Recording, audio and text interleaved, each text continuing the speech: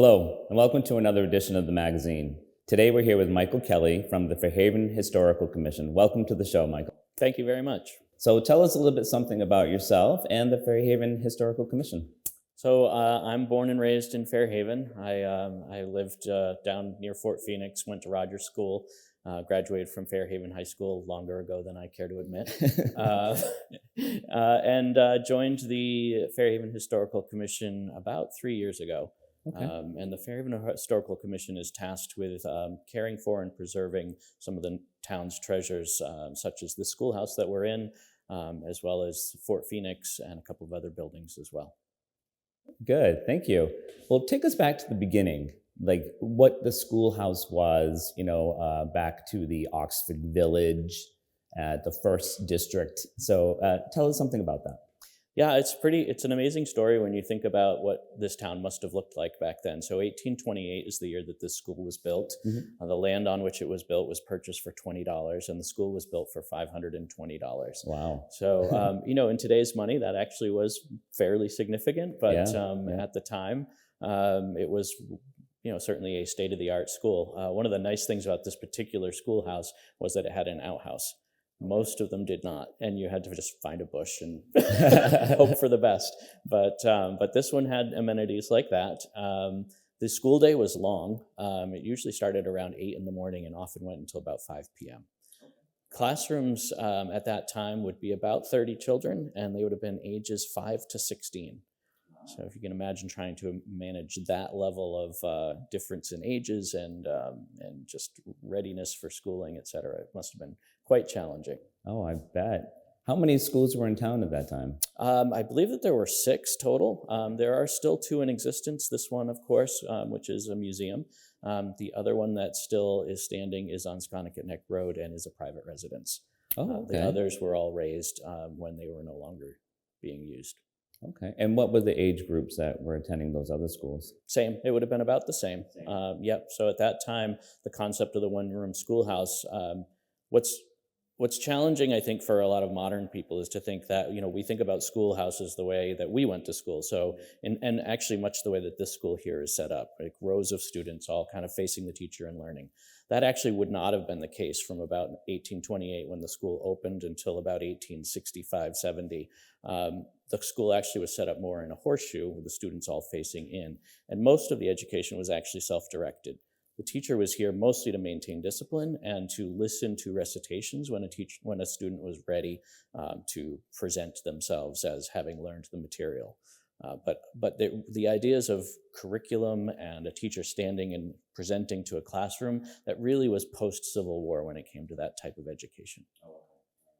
So tell us a little bit something about the very famous student that came to the schoolhouse. Yes, Manjiro Nakahama was actually in this classroom. He actually wasn't here for very long because his family then moved out to Sconticut Neck, and I presume he attended the one that's now somebody's home.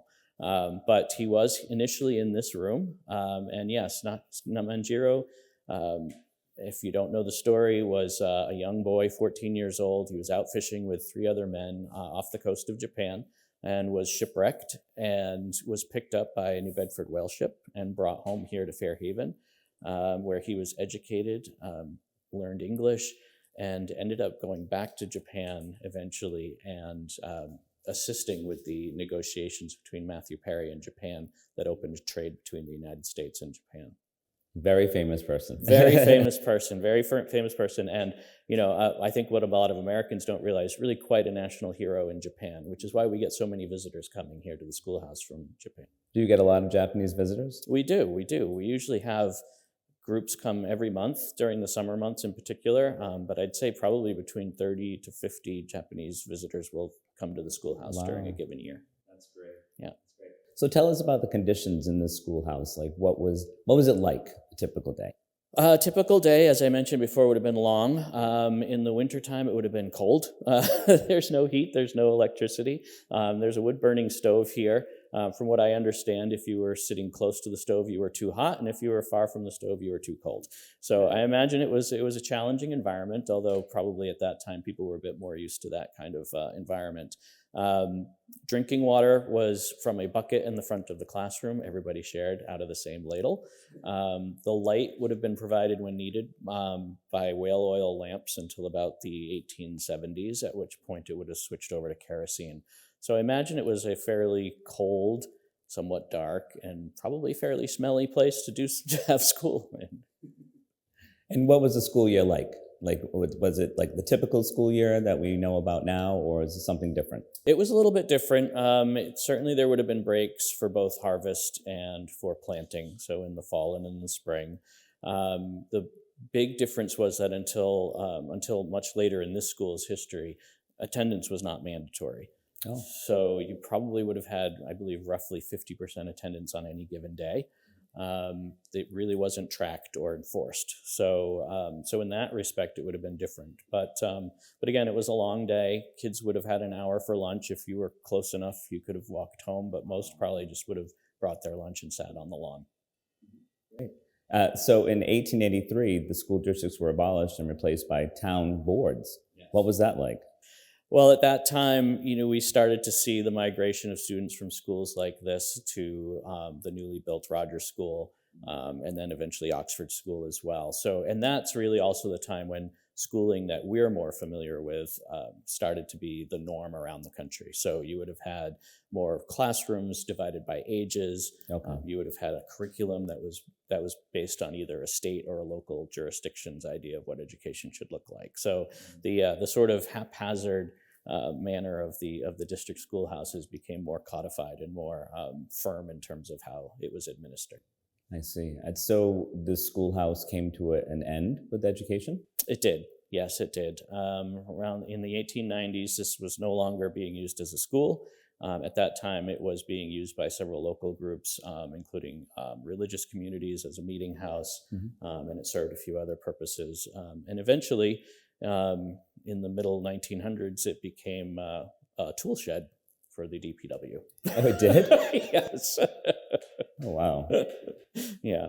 So it wasn't until later that it was restored back to this schoolhouse format. And there's a picture, if you come and visit, there's a picture on the wall from 1890 that we used when we were refiguring back into the schoolhouse. So this setting, as you see here, is very similar to what it looked like in 1890. Okay, great. And so now it's more of a museum and a tourist attraction. That's correct. How can people come and visit the schoolhouse? Well, it's only opened on a volunteer basis, so we do have some limited openings, and as I mentioned, there's no heat or electricity, so in the winter it gets very cold in here. I'm sure. Yeah. So right now the Historical Commission is opening roughly every third Saturday from, I'd say, about April until November. So we just had our last public opening last week. Okay. But we'll open again in the springtime when it's comfortable to actually be in here. And what do you find the most fascinating thing about the schoolhouse? I think there's, for me, it's literally this kind of snapshot of the history of the town. But also, I think some of the stories about the teachers that were here are pretty fascinating. Okay. Most of the teachers were young women. They would have been between the age of 17 and 22 for the most part. Once you were married, you were no longer allowed to be a teacher. Oh. So they would have been single women. And they often came from other towns, because if they came from Fairhaven, the odds were that they literally were sitting in one of these seats the year before and then expected to teach the same class. So in the interest of discipline, that generally didn't happen. So they would have come in from other towns. But I think one of the things that's most fascinating to me is at times when they didn't have a young woman to teach, they would bring in a whaleman who was on shore leave from one of the whaling ships. Wow. And I can only imagine what it would have been like to have a whaler teaching a class to all these kids. When you think about a time, which the 1820s to the 1850s, most people never went more than 20 miles from the place that they were born their entire lives. Being taught by someone who had literally circumnavigated the world must have been quite an experience. I'm sure that was very fascinating for them. Yeah, and I'm sure discipline was not a problem. I'm sure they all behaved well that day. So tell me some other features. As I look around, there's so much to see in the schoolhouse, and it really has a historical nature to it. And so tell us something like what people point out when you give a tour. Yeah, so there's a lot of different things in this, and I always like to say that it's a very interactive museum. Like we do want people to pick things up, as long as it's not in a case or made out of glass. We want people to pick things up, and there are books here from the 1850s through the 1880s. You can flip through them and look what it was literally like, the books that the kids would have used at that time. We have slates. We have original slates from the 1800s, but we also have modern ones so that people can try them out. And interestingly enough, I'm going to reach out here. We have, these are soapstone pencils, which is what kids used to actually use to write with on slates. Oh, wow. We often think of chalk because that's what we grew up with, chalkboards, but chalk doesn't give you the dexterity to actually make numbers and writing. So they use these, and it would etch a small line onto the slate, which then could be erased. So I encourage people to come in and try it out because it's really kind of an experience. Of course, it does make a horrible squeaking noise, so I can't even imagine what it's like to have 30 kids all doing it at once. Other items, there's in addition to books, we have old oil lamps that would have shown what the lighting would have been like in here, as well as pens and quills that would have been used for writing. So there's a lot of interesting things within the schoolhouse itself. And the chalkboard itself is 3 phases to it. Yes, yeah. There's the room is surrounded by chalkboards, which is interesting. Again, these chalkboards probably were not here from 1820 until about 1850 or 60. They would have been put in later when the teacher would have started actually physically teaching the classes in different subject matters. Again, most of these chalkboards, I believe, came out of Oxford School as part of the renovation. So, yeah. Excellent, great. And what other things are in town that the Historical Commission, Historical Society is involved in? So we manage several buildings around town. 2 of them are firehouses. One is on Spring Street and the other is on Washington Street. Those 2 antique firehouses actually house the old fire trucks that sometimes you see at Homecoming Day and other Fairhaven town events. The one on Washington Street actually was the first town jail. Okay. Wow. So there's an interesting history there. And then at one point it switched over from being in jail to being run by the Fairhaven Protecting Society. And that was an interesting organization that they were tasked with going to a home after a fire and recovering as much of the furniture and personal belongings as they could out of the damaged building. So that was their role. And then the one up on Spring Street was more of a traditional firehouse. We also manage the property at Fort Phoenix, so we make sure that the fort itself is cared for, that the cannon and the apparatus that they sit on, et cetera, those are all managed by the town and the Historical Commission. And then there's the Academy building itself, which sits on the lawn of Fairhaven High School. It also has a renovated classroom from the time period of when the Academy would have been in full swing. That would have actually been an interesting place because if you actually finished your schooling here at the Old Stone Schoolhouse and you intended to go on into medicine or law or any of those professions, you would have then gone on to the Academy and then hopefully to college. Great. Well, thank you so much, Michael, for all this great information. We truly appreciate it. And I know that if people want to get in touch with someone, they can probably email and get in touch with the Historical Commission and maybe even join the Historical Commission if they have an interest in that as well. Yeah, the commission is a government appointed agency within the town of Fairhaven. We have 7 members, but people have other draws on their time and their commitments. It's all volunteer. So all volunteer. So sometimes people leave and then we need to refill the spot. So it's great to just keep an eye on our website to make sure that if there's an opening and you're interested, we're always happy to welcome new members.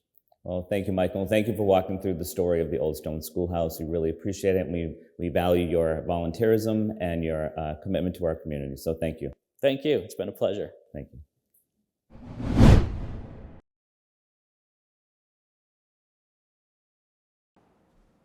Welcome to another edition of the magazine. Today we're here with Braley Freire. And we haven't seen you, Braley, for over 3 years, pretty much, when you were on our show. And you were at the Masonic Lodge building then. Yes. And now, lots changed. It so has. Tell us about B.Balanced Fitness, your ownership, your educational background, and kind of update our audience on what's going on. So I made 4 years in business this year. My educational background, I have a bachelor's in science and exercise sports science and a minor in sports administration. I have a ton of certifications. Some are personal trainer, prenatal, postnatal certified, strength conditioning, the list goes long and long. But yeah, my bachelor's in science and exercise sports science. Wow, that's great. So we're in a great establishment here. We're going to talk a lot about that today. Yes. But so tell us what happened. You were at the Masonic Lodge building, and how did it progress to here? So from the Masonic Lodge building, I outgrew that location. I loved that location. It was beautiful. And I went into the Union Wharf location. I was there for probably like 2 years. And I also was outgrowing that. It just didn't have everything that I wanted. Not enough for my athletes that I wanted to target. I found out that the Bijou was available. How'd you hear about that? So a friend of mine, Nate, he owns Sip and Sit Cafe. He, just through conversation, had told me about it. And, his landlord was also Julio. So he set me up and I came and saw the place. And instantly I fell in love. So from there, I started, getting plans together and seeing if I could even pull it off. And I did. Started putting everything together. So this is quite a project here. Yes. I've project. had the very pleasure of going around and looking at the entire thing, entire B.Balanced Fitness now, and what you've done to the old Bijou Theater. Yes. And lots of memories of this Bijou Theater Yeah. here as being younger and coming to the movies here. Mm-hmm. Total transformation. Yes. Must have been costly. Very. So who paid for this? So I paid for it, and I also got a bunch of sponsors, local businesses that donated. I got banners on the wall for them, and pretty much their donations helped me put the court floor in. Okay. So that was huge. And then, I used savings and I got a loan out and kind of just hustled to get everything together. You have one budget together and you think that's going to be it, and then X, Y, and Z happens. And so it was a lot more costly than I thought it was going to be, for sure. It was a bigger project than I thought it was going to be. I knew it was going to be a big project, but I didn't think it was going to be this big. You've done an amazing job. Thank you. This is quite a transformation. You wouldn't know that it was a theater, No. at one point, but a lot of people have good memories when they come in here. Yes. So tell us some of the services that you're offering now. So I still offer personal training. I like to keep that the same as I always had it, very private and personal. So I do personal training, fitness classes, sports training. I now have gym memberships, so you can just get a gym membership and go freely work out. We have block times for that. That way it doesn't interrupt our personal training clients. Okay. I now have a basketball court, so you can rent it out for either just an open gym, or you can rent it out for team practices, for soccer, basketball. Pickleball is coming, so I'm gonna be having hopefully 2 courts in here. Okay. Rentals for birthday parties, events. Actually, tomorrow I have a vendor fair, so I'm doing a women-owned business vendor fair. So I have 15 businesses that are coming in here, and they're gonna, show what they have and sell their products or services, and kind of everyone coming together and supporting each other. You're really bringing the community in. Yes, that's the whole, that's the idea. That's what I'm trying to do. I'm doing soccer camps. I just had my first futsal tournament, which was a huge success. That was a lot of fun. I have different basketball teams that are renting out. The South Coast Basketball Club. Yep, South Coast Basketball Club. She's been great. She's been renting out, doing a soccer camp. I've already done a clinic, teamed up with St. Michael's, and we did a clinic here. I'm doing a summer program for the kids. The idea is to provide a space where our youth can just have a safe space to go. And hopefully I can continue to do that. It certainly seems like you are. Thank you. So you have other personal fitness coaches also? Yes. Besides yourself? Yep. I have Courtney Soares. She's been with me for quite a few years. She's amazing. My gosh, she has helped so much. And Rico Gomes, he's been with me for quite some time too. He's also amazing. Everyone loves both of them. And you can't get better employees than the two of them. They're just That's great. the real deal. Yeah. So how does one get a gym membership here? So you can either go right on vagaro.com. Okay. And you would just go to my business, and you can just click the drop down, and it shows like all the offerings that I have. Or you can come straight here. You can call, email, yeah. And what are your hours of operation? So we open at 6 a.m. and we close by 9 p.m. Okay. Yeah. All right.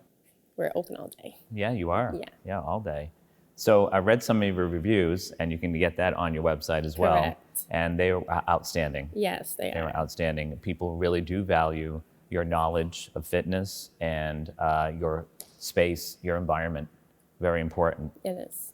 So people can reach you through that website. Correct. Okay. Yes. And then if they want to sign up or even find out about classes, they can sign up on they that can do it. website? Yep, sign up for classes right through that website. If they want to book like the court, a birthday party or anything like that, they can either call or email or come right in here. Well, being from North Fairhaven, I have to say that you've really, taken a huge step, a leap, for someone, and a risk, because this is a big venture Yes. for you. But you've definitely helped revitalize North Fairhaven Thank with you this so much. with this addition here. Thank And you. I know that Dave, I'm sure, has taken many photos, so people are going to be able to see the beauty here. But Yes. we definitely want to encourage people to sign up for membership. Yes, sign Yeah, up. come in here, and I like the way you're doing so many things for the community as well. Thank you. You're really reaching out to the community. I know that the Rotary Club held an Yes. event here after the Easter egg hunt. We did, yeah. So you're reaching out to many organizations. And so what are some other things coming up in the future? So, like I said, tomorrow is the vendor fair. Then I have some soccer clinics coming up. And your website is always updating it along the Yeah, way. I post in social media too. Everyone can follow me on my social media. I try and keep that updated as much as possible. But I'm going to be having more tournaments, some more pop-up shops, trying to get as many businesses out there too. It's having a small business is hard. So Yes. having as many people working together, it's really important. Okay, so Braley, let's back it up just a little bit, Okay. because there was a lot of process that went into this historic building. Yes. Starting as Keith's Theater, then Bijou Theater, and then it was left abandoned. Correct. So what steps and processes did you have to go through in order to make this into the beauty that it is right now? So when I first came in here, I came, like I said, my friend Nate had brought me, and it was just my own view of what it was. Now, my father is a developer, and that's his profession. So he knows everything to do with construction. So I had put a bug in his ear about it, and I had told him that I wanted him to come check it out before I made any moves, because he would point me in the right direction. So he came in here and he was like, whoa. He was like, this is going to need a lot of work, and it's going to take a lot of money. So I'm like, can it be done? And he's like, of course it can be done. It's just a huge project. So, I hired his guys, his subcontractors, and if it wasn't for those guys, I mean, it probably would not have happened. Okay. Because they just put so much time. They worked so hard. My dad has helped so much through this whole, if it wasn't for him, I would not be able to do it either.